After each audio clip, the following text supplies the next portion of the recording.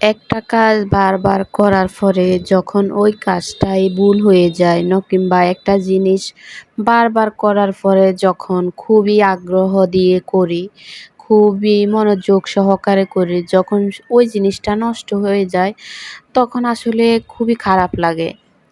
তো আজকে আমার সাথে সেরকম একটা ঘটনা ঘটছে, আপনাদের সাথে আমি ভিডিওর শেষ লাস্টে আপনাদের সাথে শেয়ার করব। আসসালামু আলাইকুম, সবাই কেমন আছেন? আশা করি সবাই ভালো আছেন। তো সকালবেলা আসলে যখন ঘুম থেকে উঠে দেখতেছি যে আবহাওয়া আমার কাছে যতই গরম লাগুক, যখন আমি আকাশের দিকে তাকাই, মানে আকাশের রংটা যখন অন্যরকম লাগে, খুবই ভালো লাগে আমার কাছে। মানে আকাশের ভিউটাই অন্যরকম। আসলে মানুষ বলে না, যত রাগী হয় তত তার মনটা খুব সুন্দর হয়। তো আকাশ যখন বেশি গরম থাকে, যখন বেশি গরম পড়ে, তখন আকাশের রংটা খুব ভালো লাগে। আর আমি প্রতিদিনই ঘর মুছি, তারপরে ঘর ঝাড়ু দিত দিনের ভিতরে ৩-৪ বার। কিন্তু তবুও আমার ঘরের ভিতরে এত বালু আসে, আপনাদেরকে কি বলবো? আসলে রাস্তার পাশে রুম নিলে যে এত কষ্ট করা লাগে আমি আগে জানতাম না। আলো বাতাস নেই, আলো আছে। তবুও মানে রাস্তার পাশে চায়ের তলায় থাকি, তবুও প্রচণ্ড বালু, মানে বালু আমার সব জিনিসপত্র নষ্ট হয়ে যাচ্ছে। এখন না পারতেছি রুমটা ছাড়ি দিতে, না পারতেছি আ থাকতে, এমন অবস্থা হয়ে গেছে। তবুও কি করব এখন? আপনাদের ভাইয়াও এখন ওর চাকরির অবস্থাও নাই ভালো। তারপরে আমাদের এখন রুম ছাড়লে এখন আবার রুম কোথায় নিব? আবার যদি ও যেখানে চাকরি নেয় সেখানে যাওয়া লাগে, তাহলে তো আবার সমস্যা। তো এর জন্য আর কি আর রুম এখন ছাড়তেছি না। তো ঝাড়ু দেওয়ার পরে, ঘর মোছার পরে এখন আমি আপনাদের ভাইয়ের জন্য বিরিয়ানি রান্না করব। খুবই মনোযোগ সহকারে বিরিয়ানিগুলো রান্না করতেছি।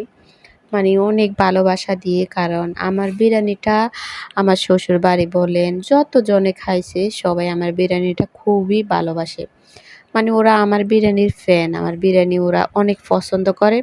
বলে যে তোমার বিরিয়ানিটা খুবই মজা হয়। তো আজকে তেমনভাবে মানে সব মসলা, তারপরে মানে যেভাবে প্রতিদিন আমি দিই আর কি, তো সব কিছু দিয়েই আমি বিরিয়ানিটা বসাইছি। বসাবার পরে দেখতেছি যে আমাদের গ্যাসটা নেই। হঠাৎ করে গ্যাসটা কেটে গেছে। কেন কেটে গেছে জানি না। বাড়িওয়ালাকে জিজ্ঞেস করার পরে জানতে পারবো। কারণ বাড়িওয়ালারা যদি গ্যাসটা বন্ধ করে দেয়, তারা আমাদেরকে আগেই বলে দেয় যে আপনারা আগেভাগে রান্না করে ফেলবেন। কালকে গ্যাস থাকবে না ১০টার পরে কিংবা ১১টার পরে। তো আজকে দেখতেছি আমি যখন রান্না করতে গেলাম, তখনই দেখতেছি যে মানে গ্যাস নাই। তো পরে কি করব? তারপরে আমি সিলিন্ডারটাই বসাইছি। আমাদের সিলিন্ডার আছে, এর জন্য আসলে বেঁচে গেছি। কিন্তু এভাবে গ্যাস নিয়ে গেলে তো মানুষের সমস্যা। আমাদের সিলিন্ডার আছে তো আমরা সিলিন্ডারে বসাইছি। কিন্তু যাদের সিলিন্ডার নাই তারা আজকে কি করছে? তো দেখেন, বিরিয়ানিতে একটু তেল বেশি দেওয়া লাগে, কারণ বিরিয়ানিতে যদি তেল বেশি না দেয় বিরিয়ানিগুলো কেমন জানি হয়ে যায়। আর যদি বিরিয়ানিতে বেশি তেল দেয় তাহলে ভালো হয়। যত বেশি তেল দেয় তত বিরিয়ানিটা মজা হয় বেশি। আর এখানে আমি হাত ধুয়ে একটু জল দিয়ে দিছি, আর এখানে আমি টক দই দিয়েছি। টক দই আসলে আমি ঘরেই তৈরি করি, ঘরে তৈরি করি, তারপর আমি সাথে সাথে টক দইগুলো দিয়ে দেই। এখন আমি এগুলো নেড়ে নিচ্ছি। পানি একদম কম দিছি। তো দিয়ে এখন আমি ঢাকনা দিয়ে ঢেকে দিব, আর ঢাকনা দিয়ে ঢেকে দেওয়ার পরে, আর গরুর মাংস তো, যদি মুরগির মাংস হইতো তাহলে আমি এখানে কোনো ঝোল দিতাম না, শুধু টক দই দিয়ে বসিয়ে দিতাম। কিন্তু এখানে তো গরুর মাংস, আর গরুর মাংস সিদ্ধ হতে তো একটু সময় লাগে। তো দেখেন মানে কালারটা খুবই সুন্দর আসছে। এখন আমি চালগুলো দিয়ে দিব। আমার গরুর মাংসগুলো সিদ্ধ হয়ে গেছে। তো আসলে চালগুলো আমি নেড়েচেড়ে এখন আমি ভালো করে মানে ভাজার মতো করে এখন আমি তারপরে গরম জল দিয়ে দিব। কারণ এখানে ঠান্ডা পানি দেওয়া যাবে না। ঠান্ডা পানি দিলে বিরিয়ানিগুলো খিচুড়ি হয়ে যাবে। তো এর জন্য আমি কি করছি, গরুর মাংসগুলো যখন সিদ্ধ হয়ে গেছে তখন আমি নামিয়ে তারপরে সিলিন্ডারে আমি পানি গরম করে নিছি।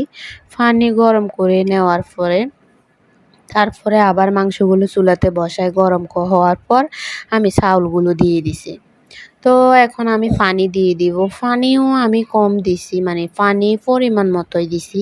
কিন্তু আমার সিলিন্ডারে হয়েছে কি, আমার সিলিন্ডারে মানে থাকে না, কি বলে, মানে চুলা এক পাশে জ্বলে তো এক পাশে জ্বলে না। এর জন্য আজকে আমার এই সমস্যাটা হয়ে গেছে।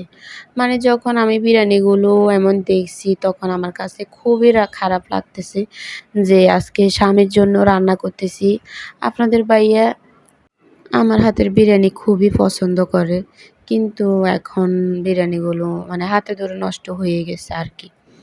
তো চুলাতে আসলে বসাইছি, আমার এখানে একটু পানি বেশি হয়ে গেছে।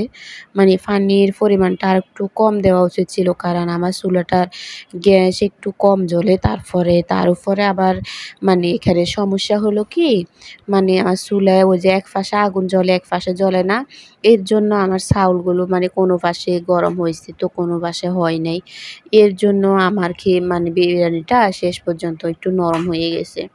পরে আপনাদের ভাইয়া বলতেছে যে সমস্যা নেই, বিরিয়ানিগুলো হইছে ঠিক আছে কিন্তু একটু নরম হয়েছে, তাতে সমস্যা কি? ফ্লেভার স্বাদ তো সেরকমই আছে। কিন্তু আমার তো মন মতো হয় নাই মানে বিরিয়ানিগুলা। কারণ আমি যেভাবে রান্না করতে চাইছি সেভাবে হয় নাই।